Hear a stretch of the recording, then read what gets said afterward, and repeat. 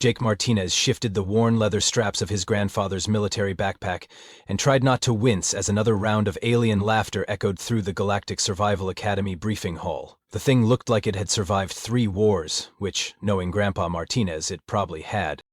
"Is that thing held together with actual fabric?" Vexstar hissed, his reptilian scales shimmering with what Jake had learned was the Zephyrian equivalent of smug satisfaction. The 7-foot lizard's biosuit gleamed with embedded sensors, climate controls, and enough computing power to run a small space station. How delightfully primitive. Jake glanced around at his classmates' gear. Zara's crystalline form practically hummed with integrated technology, her translucent body crackling with energy readouts and environmental displays. Clicks buzzed overhead, his insectoid wings keeping him airborne while his compound eyes analyzed atmospheric data through his neural implants. Even the class sloth creature, Mumblix, had cybernetic enhancements grafting directly into his fur. "Oh, this old thing." Jake patted the backpack fondly, noting how the canvas had faded from olive drab to something resembling the color of old coffee stains. "Yeah, it's practically an antique. My grandfather used it back when humans had to survive without having a computer surgically attached to their brainstems." "How did your species ever make it off-planet?" Clicks chittered, his translator making his voice sound like a caffeinated robot having an existential crisis. "Did you just guess your way to space travel?" "Pretty much," Jake replied cheerfully. "Lots of explosions. Some of them were even intentional." Commander Thrakis, a blue-skinned Altarian with enough military decorations to stock a small museum, called for attention. "Cadets, in 30 minutes you will be dropped on Survival World designation, Nightmare. You have 72 hours to reach the extraction point. Use of emergency beacons results in immediate failure and academic probation." Vexstar's biosuit was already running preliminary scans and displaying holographic maps. "My environmental systems show optimal route calculation in progress. This will be disappointingly easy." "Indeed," Zara's voice rang like wind chimes in a hurricane. "My crystalline matrix has downloaded all geological and meteorological data for this sector. I predict completion in 47.3 hours. Jake unzipped his backpack and pulled out what appeared to be an actual paper map. The aliens fell silent, staring at the primitive document like he'd just produced a stone tablet. "Is that physical information storage?" Mumblix wheezed through his breathing apparatus. "Paper," Jake confirmed. "Made from dead trees. We used to kill entire forests just to write grocery lists." "Barbaric," Vexstar muttered, though he couldn't seem to look away from the map. "Oh, it gets worse," Jake said, folding the map with practiced ease. "This backpack doesn't even have Wi-Fi." The collective gasp was audible even through various alien breathing apparatus. The drop pods hit the surface of Nightmare with all the grace of falling meteors, which Jake supposed was basically what they were. He rolled out of his pod and immediately felt the electromagnetic pulse wash over the landing zone like an invisible tidal wave. "Haha, what the hell was that?" Vexstar's voice crackled through the comm system, already showing signs of interference. Jake pulled out an honest-to-goodness compass from his backpack pocket. The needle spun wildly for a moment before settling on magnetic north. "Electromagnetic storm," he announced. "Probably ionospheric interference from the binary star system. Should clear up in a few days." "A few days?" Zora's crystalline form was flickering like a broken hologram. "My internal navigation systems are completely scrambled." "Mine too." Clicks buzzed frantically, his wings beating erratically as his flight stabilizers failed. "How are we supposed to navigate without GPS positioning?" Jake held up his compass. "With one of these, invented sometime around 200 BC, still works great." The collective silence was deafening. "You mean," Mumblix wheezed slowly, "you're going to navigate using a piece of metal that points north?" "Revolutionary concept, I know." Jake shouldered his backpack and consulted his paper map. "See, the thing about magnetic compasses is they work by detecting the planet's magnetic field. No satellites required, no computer processing, no power source, except basic magnetism. It's almost like our ancestors weren't complete idiots." Vexstar was frantically tapping his biosuit controls, getting nothing but error messages. "This is impossible. My environmental systems require constant data streaming. How am I supposed to know if the air is breathable?" Jake took a deep breath through his nose. "Seems fine to me. No sulfur smell, oxygen levels feel normal, humidity's a bit high but manageable." He noticed their stares. "Oh right, you probably don't have functioning noses anymore, too primitive." "I have olfactory sensors," Clicks protested. "Are they working?" A pause. No. Weird. Jake started walking in what his compass indicated was northeast, toward the extraction point marked on his grandfather's hand-annotated map. Maybe evolution had a point with the whole backup biological systems thing. Behind him, the aliens were beginning to panic as their various technological marvels continued failing. Climate control suits sparked and died. Holographic displays flickered out. Navigation systems spun uselessly. "How are you not concerned about this?" Zara demanded, her crystalline matrix crackling with static. Jake pulled out a rolled-up poncho from his backpack as the first drops of rain began falling. "Oh, I'm concerned. This storm system looks nasty. We've got about 6 hours of daylight left, and I'm pretty sure I just saw something with too many teeth watching us from those trees." "Then why aren't you panicking?" Jake snapped the poncho over his head and shoulders. "Because panic is just fear without a plan. Grandpa Martinez taught me that. He also taught me to always pack extra socks and never trust technology that can't function when wet." Thunder rumbled overhead, and the electromagnetic pulse intensified. One by one, the aliens' remaining systems shut down completely.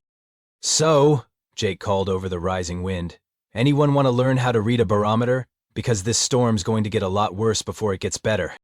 The rain had been falling for 6 hours straight, turning the alien landscape into what Jake generously described as a mud wrestling arena designed by sadists. His classmates huddled miserably under whatever inadequate shelter their now useless equipment could provide, which was roughly equivalent to hiding under a napkin during a hurricane. "This is intolerable," Vextar hissed, his biosuit's climate control having died spectacularly around hour 2.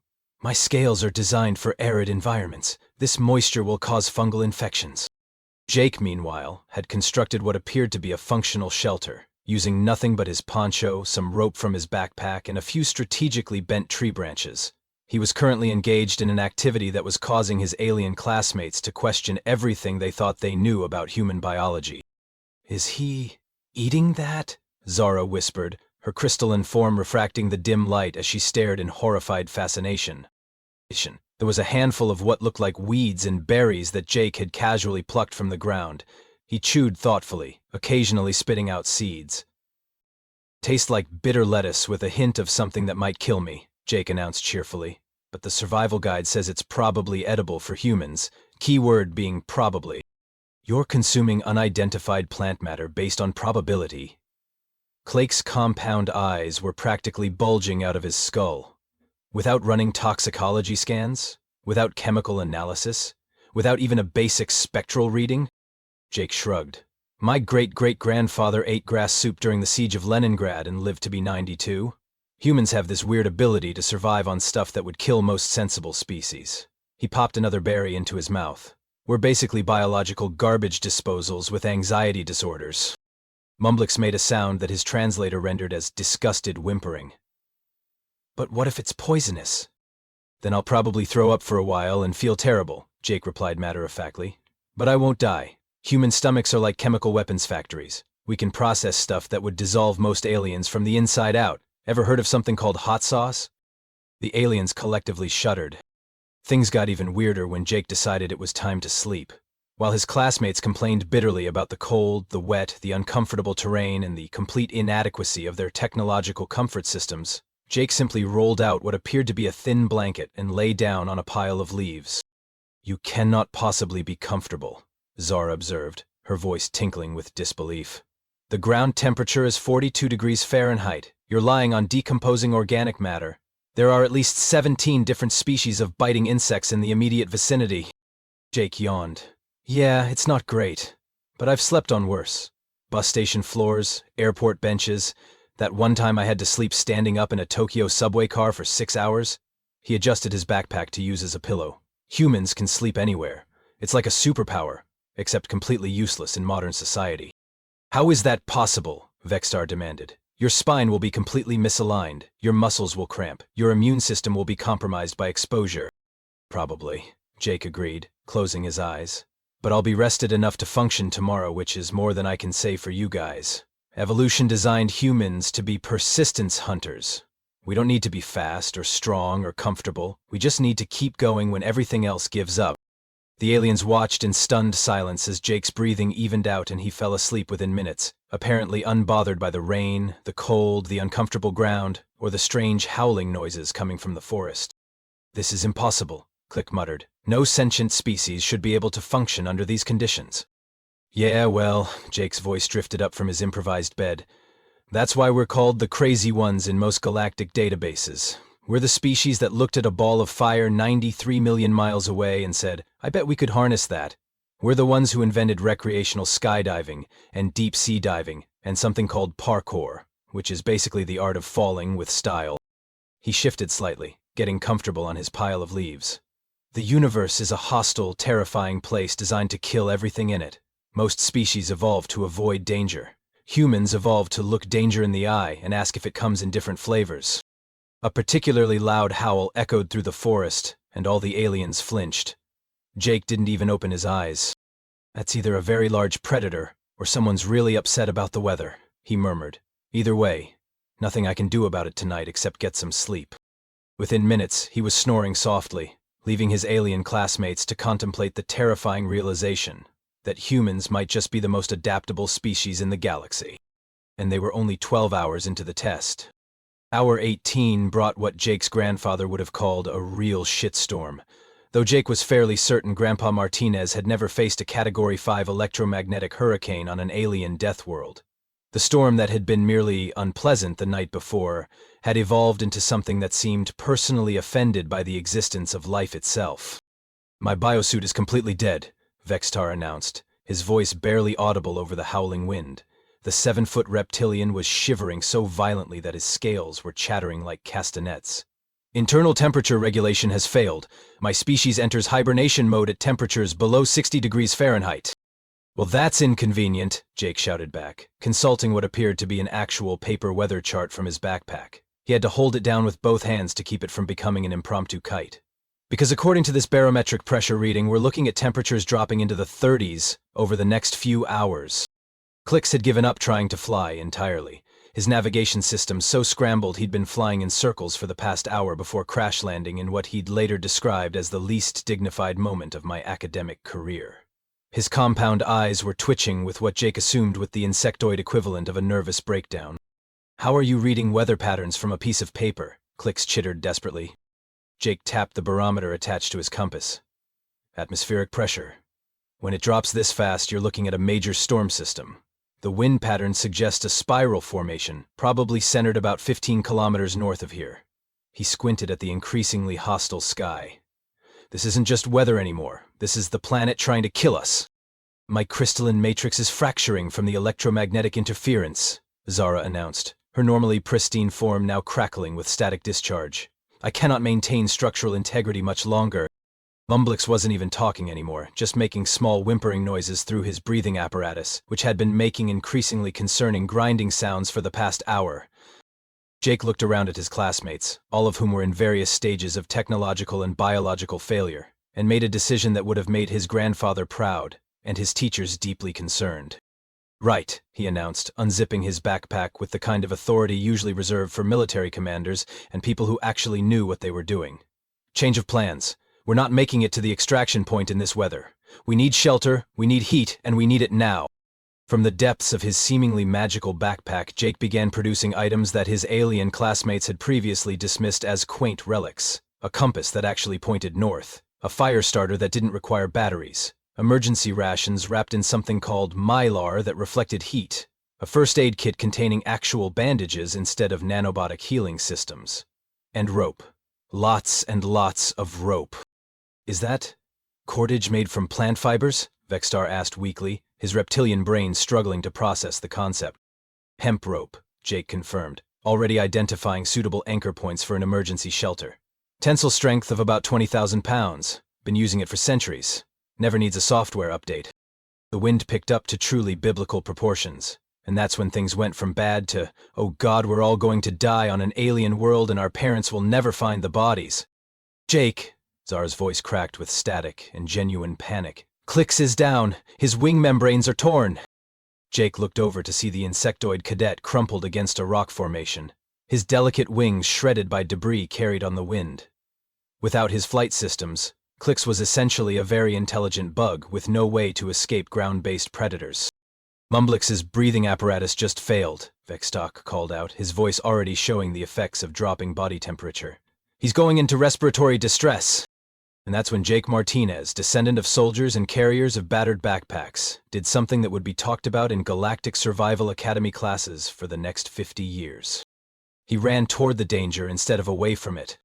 Vex, grab Clicks! Zara, help Mumblix! We're moving to that cave formation, now! Jake's voice cut through the storm with the kind of authority that comes from generations of humans who'd survived impossible situations through sheer bloody-mindedness. Are you insane? Vexstar hissed. We can barely move in this weather. Yeah, well, staying here means we die slowly instead of quickly, Jake shot back, already rigging a safety line from his seemingly endless supply of rope. And I've got news for you. Humans don't do dying quietly. We go down swinging, usually while complaining loudly about the unfairness of it all. He tied one end of the rope around his waist and began threading it through improvised anchor points. Everyone grabs the rope. Nobody lets go. We move together, or we die together. And frankly, I'm way too stubborn to die on day 2 of a survival test. The aliens, faced with the choice between trusting their malfunctioning technology or following the human with the magical mystery backpack, made what was probably the smartest decision of their academic careers.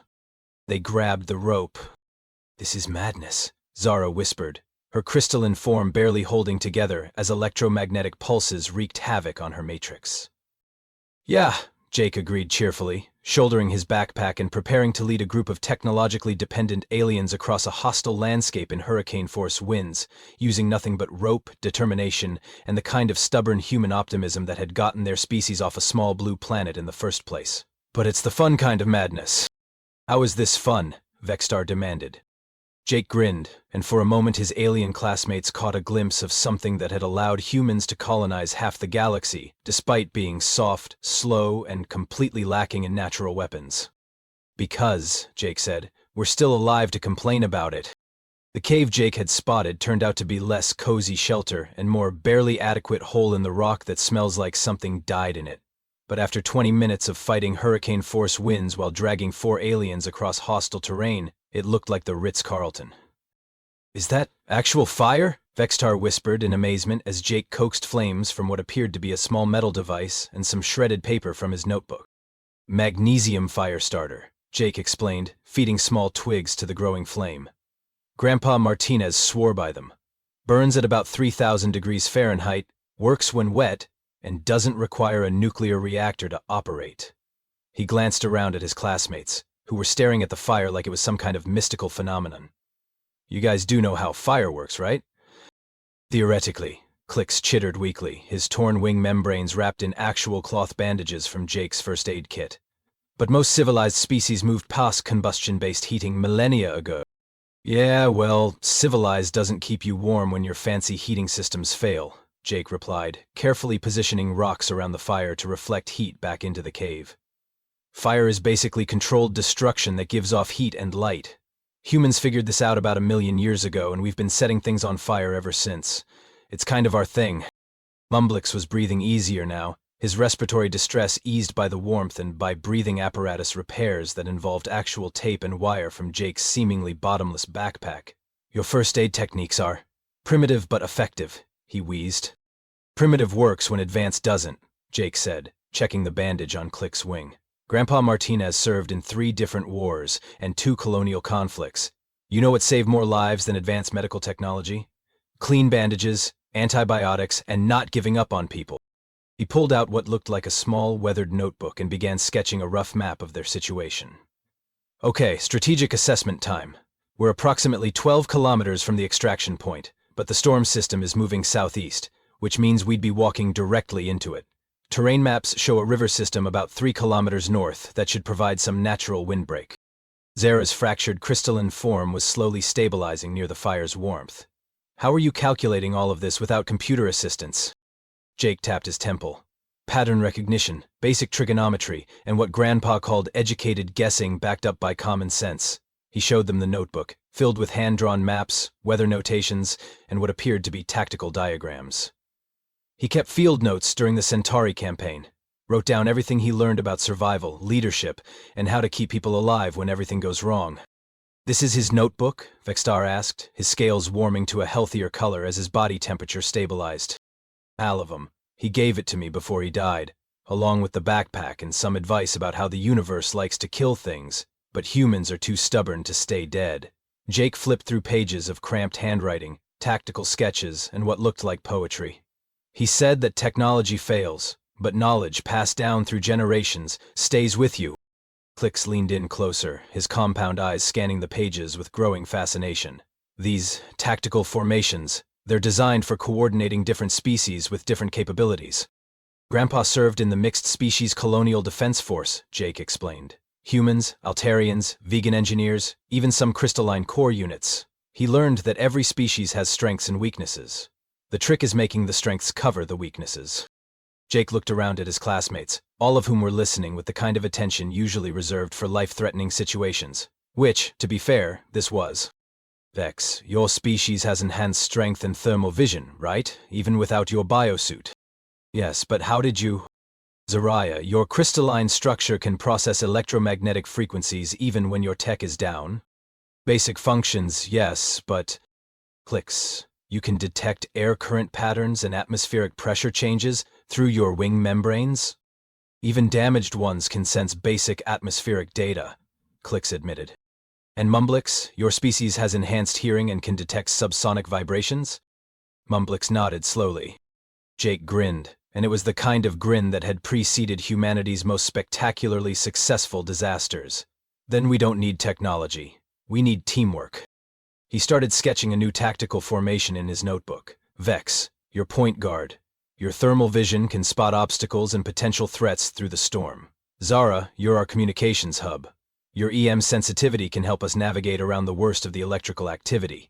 Clicks, even with damaged wings, you can read wind patterns and help us find the path of least resistance. Mumblix, your early warning. Anything moving out there, you'll hear it coming. And what about you? Zara asked. Jake shouldered his grandfather's backpack and checked his compass.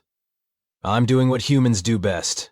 I'm keeping everyone together, making sure nobody gets left behind, and being too stubborn to admit when we're probably all going to die. That's your contribution, Vexstar asked. Stubbornness? Don't underestimate stubbornness, Jake replied seriously. It got humanity from flinging rocks at mammoths to building starships in about 10,000 years. When the universe says, this is impossible, humans say, hold my beer and watch this. The storm howled outside their cave, but for the first time since the test began, none of them were panicking. They had fire, they had shelter, they had a plan, and they had something that no amount of advanced technology could provide. They had a human who refused to give up, armed with the accumulated wisdom of generations who had survived impossible odds through sheer determination and the radical idea that maybe, just maybe, the old ways worked, because they had to. So, Jake said, consulting his grandfather's compass and weather notes, who's ready to show this planet that it picked the wrong species to mess with?